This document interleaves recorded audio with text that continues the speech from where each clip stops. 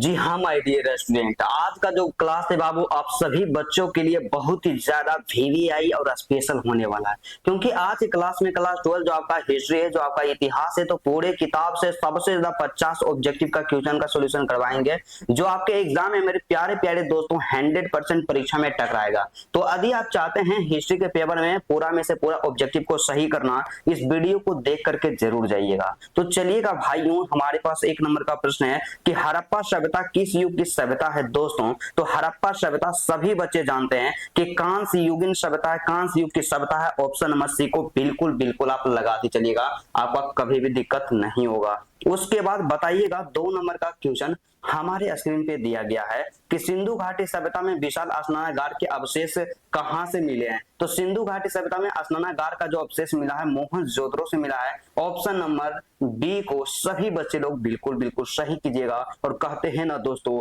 कि मत कर तमन्ना किसी को पाने की, बड़ी बेदर्द निगाह है जमाने की, खुद को बना इस कदर की, तमन्ना करे लोग तुझे पाने की। तो चलिए आप बताते चलिएगा कि हड़प्पा सभ्यता का सबसे बड़ा नगर कौन सा है मेरे प्यारे प्यारे भाइयों। तो आपको पता होना चाहिए कि मोहनजोदड़ो जो है हड़प्पा सभ्यता का सबसे बड़ा नगर है। ऑप्शन नंबर ए को सभी दोस्तों बिल्कुल सही कीजिएगा। और उसके बाद 4 नंबर का प्रश्न दिया गया ना बाबू, बताइएगा कि लोथल किस नदी के किनारे अवस्थित है। एग्जाम में कई बार मल्टीपल टाइम क्वेश्चन पूछा गया है। भोगवा नदी को बिल्कुल बिल्कुल सही कीजिएगा, लोथल भोगवा नदी के किनारे है। और यदि आप नोट्स लेना चाहते हैं हिंदी का मेरे प्यारे दोस्तों, मेरा नंबर पे कॉन्टेक्ट कीजिएगा, आपको सब्जेक्टिव ऑब्जेक्टिव दोनों का नोट्स मिलेगा। और बताइएगा कि भारतीय पुरातत्व का पिता किसे कहा जाता है बाबू। तो याद रखिएगा भारतीय पुरातत्व का जो पिता कहता है अलेक्जेंडर कनिंघम को कहा जाता है। ऑप्शन नंबर बी को सभी बच्चे बिल्कुल बिल्कुल सही कीजिएगा।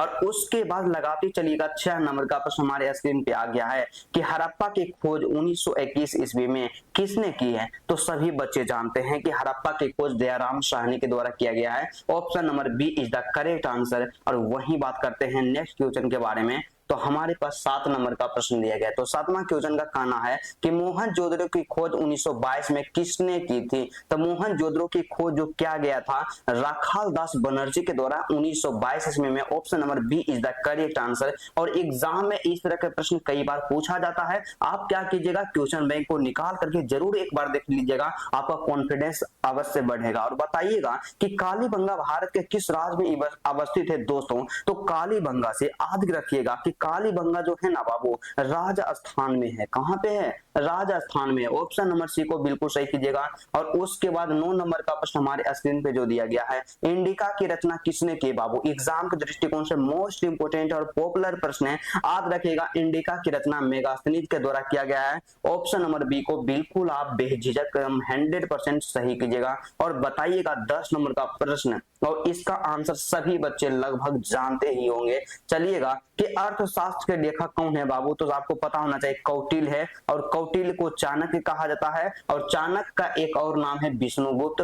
तीनों में से कोई भी दिया हुआ रहे ऑप्शन में बिल्कुल आप करेक्ट कीजिएगा। और उसके बाद बताइएगा कि गुप्त काल में कौन सा चीनी यात्री भारत आया था। तो सभी बच्चे याद रखिएगा गुप्त काल में जो है फाहियान नाम का चीनी यात्री भारत आया था। Option number B is the correct answer. और उसके बाद चलिएगा 12 नंबर का प्रश्न हमारे स्क्रीन पे दिया गया है कि मुद्राक्षस किसकी रचना है। दोस्तों तो मुद्राक्षस के बारे में बात करते हैं ना बाबू, यह जो रचना है विशाख दत्त की रचना है। ऑप्शन नंबर बी को सभी दोस्तों बिल्कुल सही कीजिएगा। और बोलते हैं ना बाबू की consistency is the key of success. लगातार आप विश्वास कीजिए संतोष भैया के ऊपर, और जितना ऑब्जेक्टिव बता रहे हैं उतना ऑब्जेक्टिव पढ़ करके देगा परीक्षा में बाबू 100% टकराने की गारंटी है। तो चलिएगा जी आप लगाइएगा कि अशोक किस वंश का शासक था। दोस्तों आपको नहीं पता है जी, अशोक जो है मौर्य वंश के शासक था।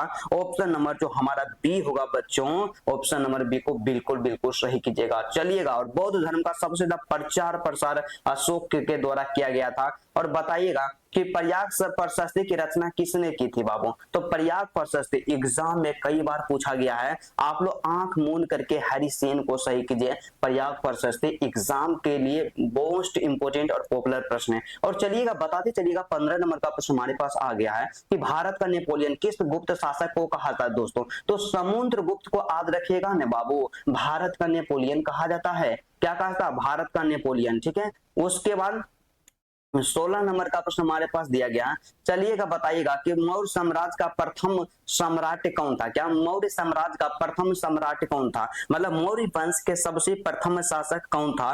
तो सभी बच्चे जानते हैं कि चंद्रगुप्त मौर्य थे। ऑप्शन नंबर बी को सभी बच्चे बिल्कुल बिल्कुल सही कीजिएगा। और उसके बाद 17 नंबर का प्रश्न हमारे स्क्रीन पे आ गया है ना जी, कि महाभारत की रचना किस भाषा में हुई है। सब बच्चा जानता है कि उस समय संस्कृत सबसे ज्यादा पॉपुलर था, ठीक है। तो आप बिल्कुल लगाते चलिएगा।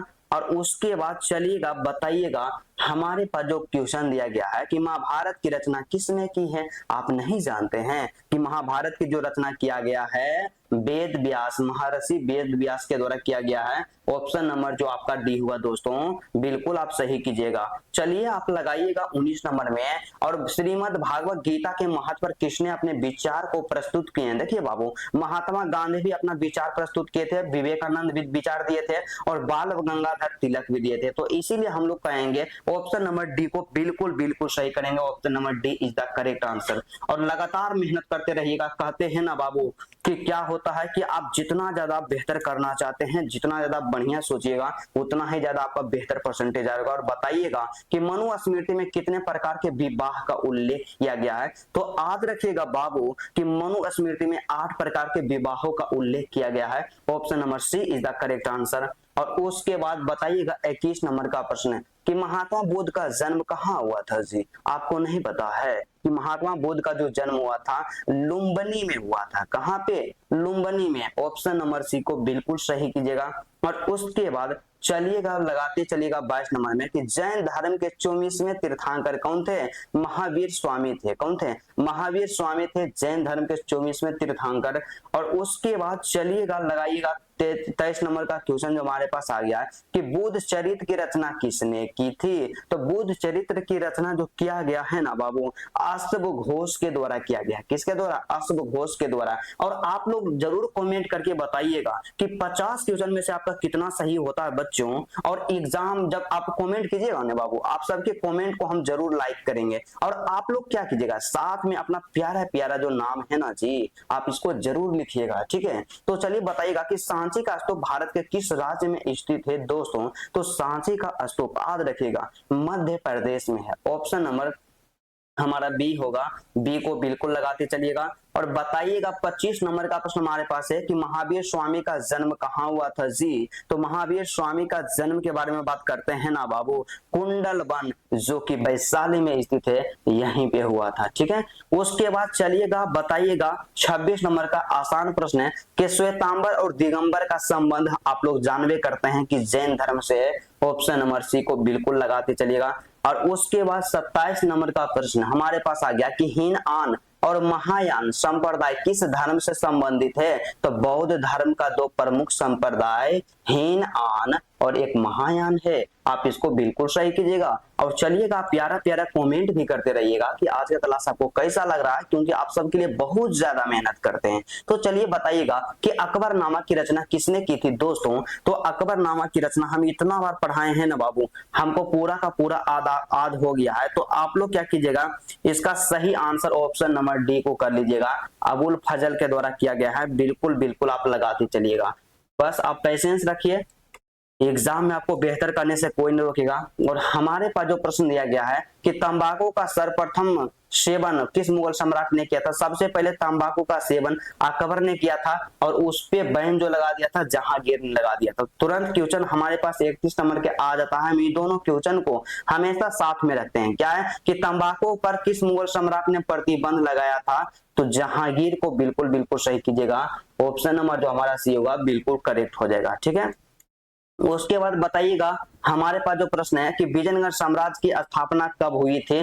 तो सभी बच्चे जानते हैं कि विजयनगर साम्राज्य की स्थापना जो है यहाँ पे हरिहर और बुक्का नामक 2 भाई के द्वारा किया गया है। और कब किया गया था, 1336 में। और विजयनगर की राजधानी जो थी हम्पी थी, ठीक है। इतना चीज आप याद रखिएगा विजयनगर से संबंधित। तो चलिए यहाँ पे तुरंत क्वेश्चन भी पूछ दिया कि विजयनगर साम्राज्य की स्थापना किसने की। तो हम आपको बतेबे किए हैं कि हरिहर और बुक्का नामक 2 भाई के द्वारा विजयनगर साम्राज्य की स्थापना किया गया है। और उसके बाद चलिएगा बताइएगा यहाँ पे रिलेशन क्या है कि गोपुरम का संबंध किससे है बबुआ, तो यहाँ पे मंदिर से है। किससे है, गोपुरम का संबंध जो है, रिलेशन जो है मंदिर से है, मंदिर से संबंधित है और मंदिर के एक पार्ट को गोपुरम कहा जाता है। तो चलिएगा बताइएगा, आमुक्तमाल्यद किसने लिखा था, तो आपको याद होना चाहिए कृष्णदेव राय ने आमुक्तमाल्यद लिखा है। ऑप्शन नंबर डी को सभी दोस्तों बिल्कुल बिल्कुल सही कीजिएगा, केडीआर, कृष्णदेव राय को केडीआर कहते हैं शॉर्ट में। और उसके बाद बताइएगा हमारे पास जो प्रश्न, ये तो पहले ही आपको बता दिए